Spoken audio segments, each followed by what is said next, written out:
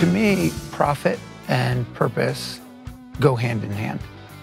Business can be and should be a force for good, but you have to have the confidence to make difficult decisions.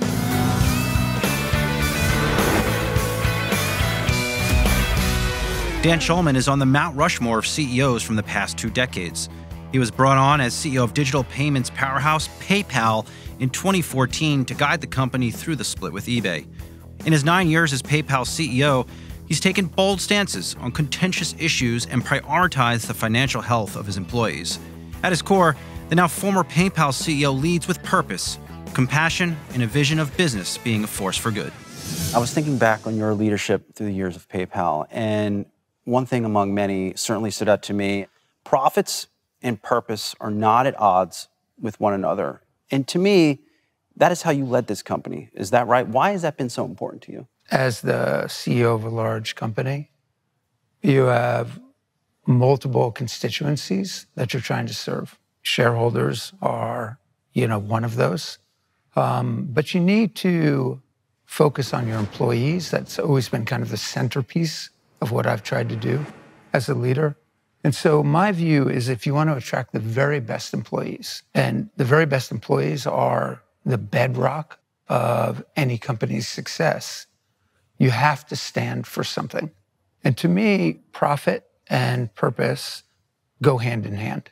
If you have a mission, a sense of values, motivated and passionate employees, you'll do better over the long run than your competitors who don't have something like that. And you gave them stock. I gave every employee stock in the company so that they would be owners.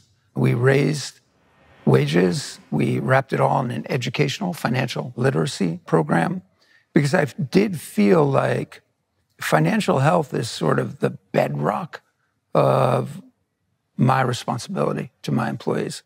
Over the course of his long career, Schulman has taken some of the most iconic businesses in consumer finance, telecommunications, and e-commerce to new heights of growth and prosperity. But there have been some serious challenges along the way. Has it been hard as a leader to take stands on key issues? And then how do you implement those key stands? Well, it's always hard to take stands on issues. My view is you need to make stands because if values are just words on a wall, then they're just propaganda. They're not really what you stand for. I think, one of the first moments where I realized that is when North Carolina passed House Bill number 2, which in my reading of the bill allowed for the discrimination against somebody for their sexual orientation or their sexual identity. And I felt like that was anathema to our values. And so we pulled out of North Carolina. I had no idea that it would be front page news of the New York Times. I had no idea the number of death threats that I would get as a result of that. But it's those kinds of stands that are very difficult, but our customers expect that from a responsible corporate citizen. In that moment, what did you learn about yourself as a leader? I go by several attributes that I try and follow for leadership. Like one is be humble. Admit to yourself you don't know everything and that you're constantly learning and listening. And either you say you're humble or life will force you to say you're humble. One way or the other, you need to be humble. Number 2 is to be generous, to always think the best of people, to always feel like people are have best intent possible. And then I think, being authentic is crucial. And that's kind of what I learned in these things. Just like, be yourself. Work on your own set of values and what you are and who you are. And finally, you need to be both. You need to be quietly confident. You have to have the confidence to make difficult decisions, knowing some of them will be wrong and some of them will be very right. And that is what moves a company forward. So Dan Schulman, the leader, walking in the first day as CEO of PayPal 9 years ago to today, how are you different as a leader?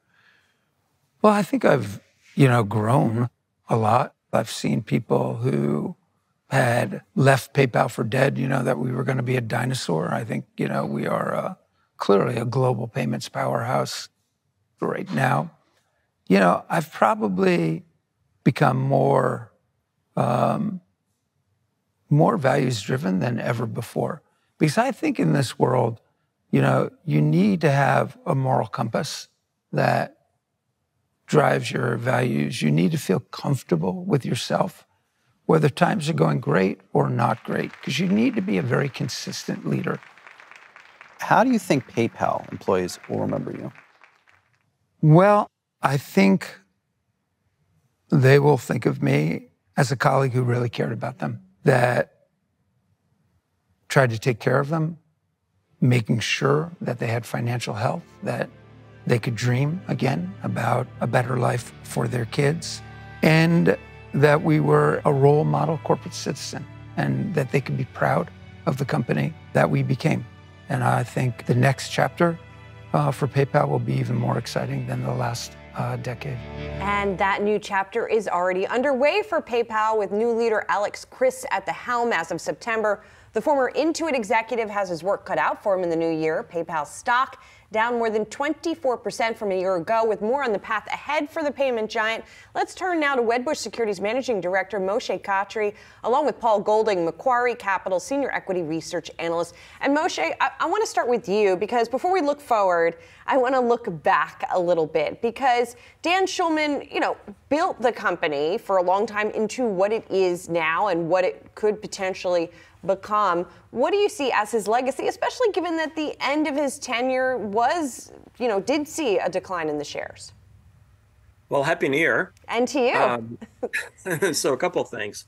I would say that Dan has really gone through some pretty tough hurdles, anywhere from a prolonged headwinds from transitioning away from eBay, having to go through a normalization phase of e-commerce growth from very high pre-pandemic levels. And you know what? He did build a hell of a company that has a very strong two-sided platform, one servicing merchants. It's very sticky. And then the other one servicing roughly about 400 million consumers. And that's also relatively sticky. I'm just going to end what I have to say with one sentence, and I think that's really important here. What PayPal's gone through in the past year and a half is really a symptom of pretty much every single fintech company in this universe. You cannot exclusively rely on transaction fees in terms of revenue generation. You have to do more than that. And this is really the challenge for the incoming CEO, building a very robust value-added services on both sides of the platform.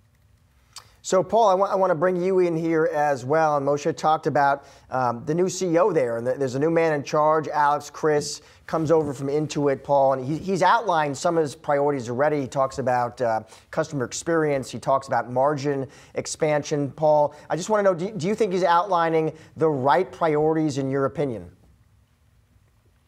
Well, as you mentioned, the three key priorities that we highlighted from the prior earnings call were investing in the consumer experience, growing margin, particularly around the unbranded Braintree product and transaction margin, and also emphasizing the SMB, the small and medium business cohort, particularly through PPCP, the PayPal Complete Payments platform, which is tailored to SMBs.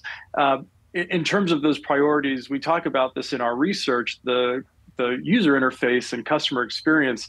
Dan Schulman invested in this over the course of his tenure. So we'll be curious to see what Alex Chriss comes in and does that reinvigorates this relative to what we've seen prior and what has been done consistently. On transaction margin, as was discussed prior in the segment, as unbranded volumes continue to outpace branded, this transaction margin headwind it continues to be a tough hurdle to overcome in terms of seeing transaction margin momentum go to the upside and see expansion. So the volumes are good, but the transaction margin does see pressure from that. And then lastly, on the SMB front, we've seen SMB platforms focus on this cohort. We cover Block. Block has historically been very SMB focused. So this isn't necessarily revolutionary in our view, as we've seen other platforms go after this cohort on software and services sell-through as well. So it'll be interesting to see how PayPal leverages its scale and recognition in the marketplace to maybe do more with these themes that have been worked through already to some extent. And so, Moshe, are you confident that Alex Chriss can overcome some of those transaction fee challenges? Are you optimistic about his leadership now at PayPal? And this is where his background could be pretty instrumental, given what he's done in his past life on the SMB space. So that's number one. And given the fact that you really have to rebuild an ecosystem of products and services servicing facing both the merchant side of the business and the consumers. And if he's able to do that, I think you're going to have a pretty stable business that has a sticky model on both sides. And you should be able to, at least hypothetically, given the fact that you will be relying less on transaction volumes, you should be able to address the margin compression issue that they've had for about a year and a half now. And Paul, I also want to talk about competition in this space because, obviously PayPal has a lot of it. It's everyone from Apple to Shopify. What are, in that fight, Paul, what are PayPal's competitive advantages as you see it? Well, scale. They most recently reported 428 million actives, and they've got about 35 million merchant accounts, which is substantial scale relative to the competition. They also have something that, while others have this as well, they don't necessarily have it at the same scale that PayPal has, which is a merchant side of the house and a consumer side of the house. And to marry those ecosystems as they have done for quite some time and continue to do with various discovery tools that merge those ecosystems and allow for retargeting and promotion, that all helps drive this ecosystem flywheel that can drive margin, drive inflows, and help boost their overall margin profile. And guys, before we go, I want to ask you both what your top picks in the sector are. We've been focusing on PayPal, obviously, with a little bit of talk about Block also. So Moshe, I'll start with you. What's your top pick? I'll give it to you in a second. I just want to add one more thing in Sure. terms of what's also unique for PayPal's merchants business, which is a conversion rate.